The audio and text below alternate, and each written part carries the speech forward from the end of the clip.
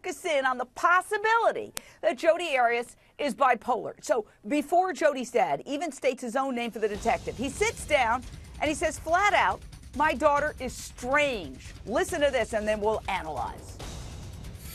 She's a strange person because after she left the house, she just kind of got a little strange. She's really friendly. Sometimes she'll call and real sweet, and 10 minutes later she'll come and call in a rage, and just screaming at my wife. She did that for the last year and a half.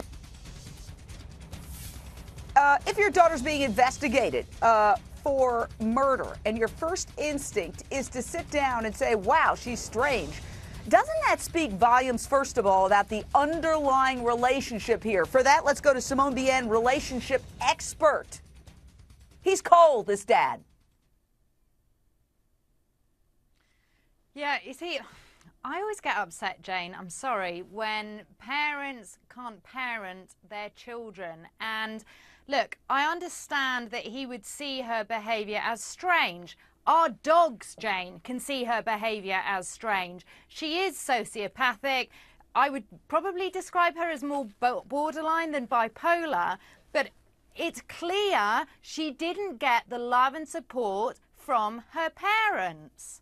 That's what concerns me, and I do think that will play for her advantage. If I was a juror, I would feel some sympathy towards her, that she was potentially abused by her parents emotionally, certainly neglected, and then again by Travis.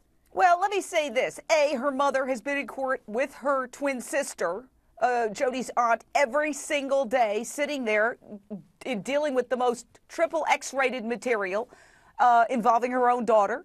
So that doesn't, to me, say that she's an abusive parent. That's sort of counterintuitive. The other thing is, we're going to play video in a little bit where the mother says, "Hey, honey," and this is long before her defense. This is back in 2008 when she's talking to cops. Stop talking about your abusive childhood. It didn't happen that way.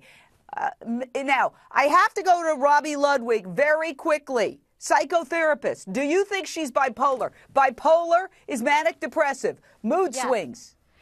I think what she has is a borderline personality, and sometimes there's something called bipolar 2, which is a lesser version of bipolar disorder. It's a less extreme version, and sometimes the symptoms overlap. So bipolar 2 and borderline personality disorder can present in a very similar way. Okay, borderline is when you don't know where you end and the next person begins, and you see something that belongs to somebody else. You say, "I want that, therefore it's mine. And I want you, therefore you're mine. And I want your house, I want your life, I want your..." And there are these people. Is she one of those people? We're just